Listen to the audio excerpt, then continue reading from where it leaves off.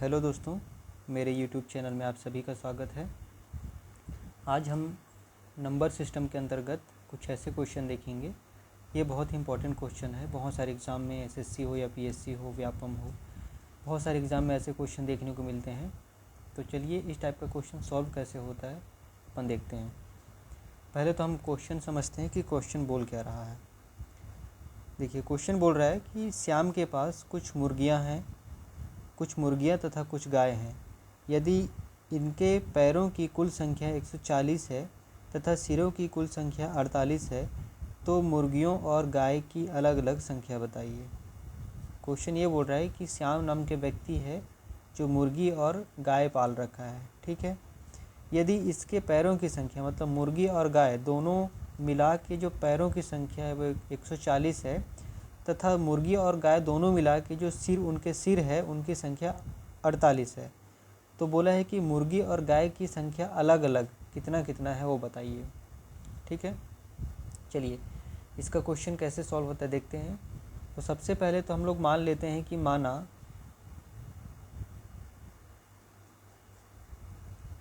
मुर्गी बराबर x मान लेते हैं और गाय बराबर y मान लेते हैं, ठीक है। मुर्गी बराबर x मान लेते हैं और गाय बराबर y मान लेते हैं।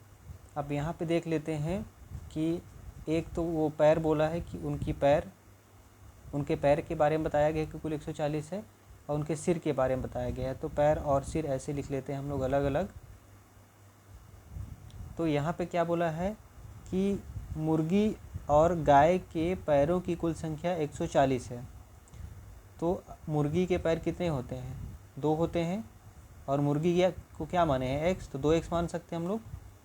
फिर प्लस गाय के कितने पैर होते हैं? तो 4 होते हैं, तो 4, और गाय को क्या माने हैं y, तो 4y लिख सकते हैं। अब पैरों की संख्या मतलब पैरों को मिला के वो कितना है? टोटल पैरों की संख्या 140 है। मतलब मुर्गी का पैर और गाय का पैर ये दोनों मिला के कितना संख्या है? 140। यहाँ तक क्लियर है। अब उसी प्रकार से सिरों की संख्या बोल रहा है। तो मुर्गी को हम लोग x माने और गाय को x माने हैं। तो मुर्गी के सिर की संख्या कितनी होती है? तो 1 होती है, तो ये केवल x हो जाएगा। प्लस गाय के सिर की संख्या कितनी होती है? तो ये भी 1 ही होती है, तो y हो जाएगा। इन दोनों के सिरों की संख्या कितनी है? 48, तो यहाँ पे 48 लिख लेंगे। क्लियर है। एक बार और रिपीट करते हैं। देखिए यहाँ पे मुर्गी को हम लोग x माने हैं और गाय को y माने हैं। यहाँ पे पैर देखते हैं तो मुर्गी के पैर कितने हैं? 2, तो 2x हो गया। और गाय के कितने पैर होते हैं? तो 4, तो 4y हो गया। अब पैरों की संख्या मिला के कितना है बोला है? तो पैरों की कुल संख्या 140, तो 2x + 4y बराबर 140। ये समीकरण 1 मान लेते हैं। उसी प्रकार से सिरों की संख्या कितना है बोला है? 48 है। तो मुर्गी का भी एक सिर होता है और गाय का भी एक सिर होता है। तो मुर्गी x और गाय y, इनकी सिरों की संख्या बराबर 48 है। समीकरण 2 मान लेते हैं। अब यहाँ पे समीकरण 1 व 2 से समीकरण 1 व 2 से हम लोग देखेंगे तो यहाँ पे विलोपन विधि का यूज़ करेंगे हम लोग।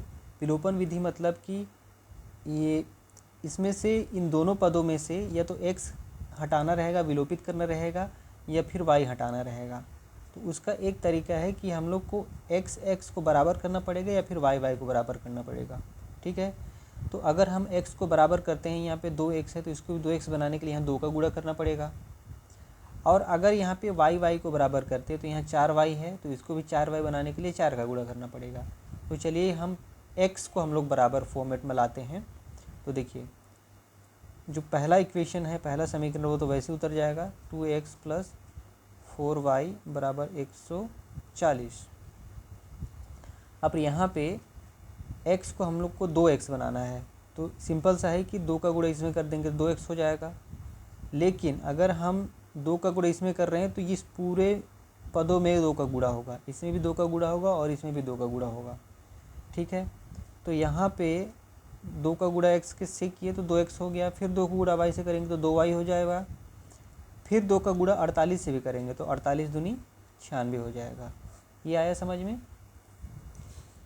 यहाँ पे हम विलोपन विधि का यूज़ कर रहे हैं कि इसमें से x या y को विलोपित करना है, मतलब काटना है। और काटने के लिए हम लोग को क्या ज़रूरत रहेगा कि x या फिर y इन दोनों पदों का जो मान है वो बराबर होना चाहिए, ठीक है, तभी वो कटेगा या विलोपित होगा। तो यहाँ पे देखिए हम लोगों ने x को हम लोगों ने बराबर कर लिया है। अब इसको हम लोग क्या करते हैं, ये प्लस है तो यहाँ पे माइनस हो जाएगा, ये प्लस है तो यहाँ माइनस हो जाएगा, ये प्लस है। देखिए अगर विलोपन विधि में क्या होता है कि यहाँ पे जो संख्या रहता है, चिन्ह रहता है, उसका जस्ट उल्टा हो जाता है। यहाँ पे प्लस चिन्ह है तो यहाँ माइनस होगा, यहाँ पे प्लस चिन्ह है तो यहाँ माइनस होगा, यहाँ पे प्लस चिन्ह है तो यहाँ पे माइनस हो जाएगा। अब देखिए माइनस प्लस माइनस मतलब कैंसिल हो जाता है, ये कैंसिल हो गया। अब यहाँ पे माइनस प्लस माइनस होता है तो 4y में 2y घटेगा तो कितना हो जाएगा, 2y बचेगा, बराबर। यहाँ पे भी माइनस प्लस माइनस होता है मतलब घटेगा, तो 140 में से 96 घटाएंगे तो कितना आएगा, ये 4 और ये 4, 44 आएगा। क्लियर है यहाँ तक। अब यहाँ पे 2y बराबर 44 हो गया, तो y बराबर क्या हो जाएगा, 44, और ये 2 गुणा है तो इस बार जाके भाग हो जाएगा, तो y बराबर 22 आया, y बराबर 22। अब ये क्या है, y हम लोग क्या माने थे, यहाँ पे ऊपर देखेंगे तो y गाय माने थे, मतलब ये गाय की संख्या हम लोग को मिल गई है। अब करते क्या है कि इसी y का मान हम लोग समीकरण 1 में या 2 में किसी में भी रख सकते हैं, दोनों में रखेंगे तो भी आंसर वही आएगा। तो देखिए अगर समीकरण 1 में रखते हैं तो थोड़ा सा हम लोग को गुणा भाग ज़्यादा करना पड़ेगा क्योंकि इसमें बहुत ज़्यादा संख्या है, तो हम लोग सिंपल सा समीकरण 2 में रख लेते हैं। तो समीकरण 2 में ये जो y निकाले हैं, इस y का मान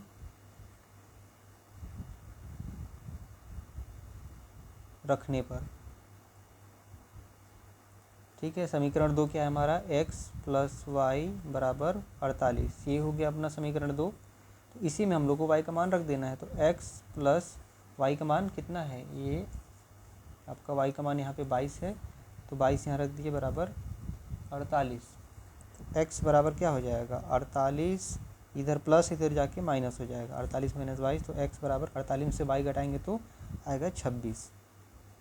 क्लियर है। तो यहाँ पे x का मान भी निकल गया, और x हम लोग क्या माने हैं, मुर्गी, मतलब मुर्गी की संख्या यानी यहाँ से निकल गया, और y हम लोग गाय माने थे तो गाय की संख्या यहाँ से निकल गया। मतलब यहाँ पे मुर्गी को हम लोग माने थे x, इसकी संख्या कितनी आ गई 26, और गाय क्या माने थे हम लोग y, इसकी संख्या कितनी आ गई ये 22, मतलब मुर्गी की संख्या 26 और गाय की संख्या 22। अगर हम लोग ऑप्शन में देखेंगे, ये देखिए ऑप्शन ए सही होगा, मुर्गी की संख्या 26 और गाय की संख्या 22।